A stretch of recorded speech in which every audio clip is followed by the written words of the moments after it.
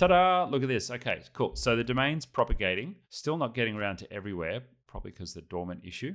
But there we go. About half of these name servers are now reporting the correct Cloudflare name servers. And let's see if that's enough to activate the domain on Cloudflare. Because if we're lucky, Cloudflare will say, yep, you've changed the name servers, so now we know you own the domain. There we go. Okay, so the Cloudflare account is active. Wonderful. So great news. Cloudflare is now protecting your site. Cool. So this now means that Cloudflare is protecting our domain, yes, but also that it's hosting our DNS. So as those name servers update, we can add our DNS records to Cloudflare, and then all is ready to rock and roll. So here, if I were to go into my DNS, I would start adding DNS records. And you need a few records. You need an A record, which is for your website. You would also potentially use a CNAME record, that's an alias record, also for your website. MX records are your mail records. And then you use text records for all the other stuff, the anti-spam things like DMARC, DKIM, all the other techo stuff that you need to make sure that that's done. And usually you would have to do that manually. Usually what people do is they start Googling, what are the workspace DNS records for Google? And they would go to the help guide and they would, start adding in, Google's even got a DNS basics guide because so many people, want to do this every day. And many of them end up doing business with us, which we love because this is the kind of stuff you should delegate, not do yourself. Here we go. Do you need help with the addition of a secondary domain? There we go. Again, one of the most watched videos for us. But what you would normally do is you would go and find, here we go, the DNS records, and you would go and plug in all these DNS records in your DNS manager. But Google have made this really easy for us now, and we can actually do it with one click. So here I am in my Workspace account. I'm adding a new domain. I'm going to click Add Domain and Start Verification. And what Google will do is it will go and look up my domain and see who my DNS provider is. Now, it seems it's got to, I forgot. We've got to verify first. First step is verify, and then we'll add the email records. But what this should do is it should look up who my DNS provider is and give me the option to do a one-click domain verification through Cloudflare. And this is a very, very smart thing, which is pretty much brand new. DNS providers have an API, which is computers talking to each other, that allows an email provider like this to automatically add records to the domain name with one click. And it means that all the hard work gets done for you. Now, let's see if it works, because I specifically wanted to show you this. I was hoping that it would work. So I'm going to hit Get Started, and hopefully it's going to say, hi, you're on Cloudflare. Look, ta-da, it does. Verify that you own this by signing into Cloudflare. Now, I can click Manual, and that would go back to the old way, but we don't want the old way. We want the new way. So we're going to go to Cloudflare here, and it should pop up and say, here we go. Do you want to add these records from Google? Here we go. So that's now going to... It's already done. So that just added the record to my domain.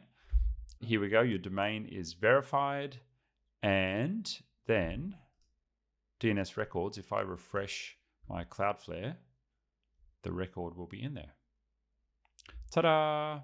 So there we go. We've got the record in there in our DNS, and that should be automatically being deployed.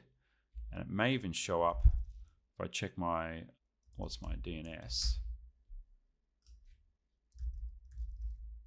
Oh, okay, cookies. Let's look for text records. Yeah, there we go, cool.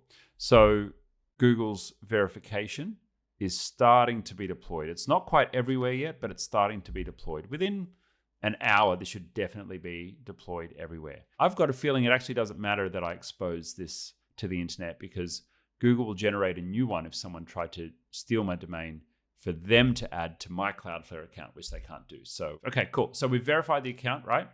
And then it's immediately offering for us to start using Gmail with your domain. Now, in most cases, you would not do this immediately. In most cases, this is the point where you would stop, you would add all of your users, you would migrate your email and your data and make sure the account is all set up and ready to go before you pull the trigger, and then activate mail. Because when you activate mail, it's going to stop delivering it to your current servers, start delivering it to Google. But if you haven't set up your users, then it's going to bounce all those emails. So we don't want that. But this is a test account and I've got no users on it currently. So I'm going to say activate Gmail. Cool. All email addresses will start receiving emails in Gmail. Completing this step is essential, blah, blah, blah, blah, blah. Surprised it didn't prompt me. Here we go. Cool. All right. So do you want to activate everyone? Do you want to create aliases for everyone? I don't actually, because that's probably going to annoy all of my team. Can I? Oh, this is odd. Oh, okay. So this is not going to do it automatically. So this is just giving me a list of users as a suggestion to go and add the aliases to them manually, which I'm not going to do. Okay, proceed with activation. It's prompting me for the DNS records. Again, we're going to go to Cloudflare and we're going to do this automatically. So it's going to pop up. It's going to give me a list of records to be added. All right, I'm going to go authorize. You'll notice that was the same records from there.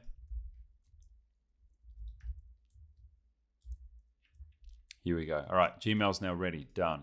Now, as soon as that propagates, which does take a bit of time, and I just closed that tab, didn't I? As soon as this propagates, we want the name servers to be propagated. That's the first step. There we go. 80% of name servers have propagated now, which is nice. And then MX records we want to check. Here we go. Cool. 80% are also showing the right ones. The thing is with propagation that because this is a global distributed system, you need to wait for all those servers in that cooperative to report to each other and, bit by bit make it all around the world. Now, that typically happens within an hour. It's pretty quick. If you do this process perfectly, you will have zero downtime, because if you've got the right records on the old name server and the right records on the new name server, when Cloudflare does that searchy thing and it searches the old server for all your records and it populates them for you, you can change name servers and nothing goes down, right? It's only when you change name servers, but you haven't set up your MX records on the new name server, which is the DNS settings or Cloudflare, that's when people start having outages. Oh, I changed my web host and now my emails are dead, right? That's what happens. So if you do this process correctly, then nothing will break. So from there, we've done the basics of the setup. We've activated the email. Let's refresh Cloudflare again, just show you that. All our records are here. Done. Oh, it also did SPF. I forgot to mention that. It also does SPF to make sure that Google is an authorized sender for your domain. Very important. It hasn't done DKIM or DMARC, which are two additional important text records that you've got to add, especially if you're sending bulk marketing emails. You've got to have those two correct, otherwise you end up in people's spam mailboxes. But it's done the basics. I can at least send email from here. Check again. Nearly got everyone. All right. But here we go. We've got our domain name, TestGenius. It's out as a secondary domain, verified, Gmail activated, ready to rock and roll. So this basically means now we are good to go. And so I would probably go now to my users. If I wanted to configure a new user under this new domain, I'd click new user. And if it's Bob Smith, who's just joined my company, I can choose testgenius.co as a domain name if I wish. Now that's going to create a new bucket of email, consume a new license, add that new user. If I wanted to create an alias, I can do that. Let's go and open my account so I don't mess with any of my team's accounts. Where can I find here we go. Cool. So I open my account here. If I wanted to add it as an alias, I go to user information and then what do they call it nowadays? Alternate email. It's not called alias. Oh, there we go. It's still got the word alias there. So I'd say Peter at TestGenius. There we go. I'm able to select the secondary domain. It's been activated. I know that it's good to go. Cool. All right. So what if I want to do what we came here for, which was to change my primary domain name just for this user? I'm not changing it for the whole company, just for this user. If I wanted to change it for the whole company, I can. I would go to my domains, manage domains, and I would here change primary domain. But I don't recommend you do that. Number one, all your users are going to be confused because they're going to need to sign into the new accounts. Number two, it can break some Google Sites things. It can break some chat things. There's a whole bunch of help guides you need to kind of read and know about before you do that. I would strongly recommend, if you want to go through a domain name change and you've got more than 3 people in your company, speak to our team. Very affordable. It's a couple $100 for our team to do it for you. You go to itgenius.com, you grab a quick fix, and our team will help manage that migration process from one domain to the other domain. I don't like seeing things go wrong when they do go wrong, or customers lose access to things and it can be a bit of a mess.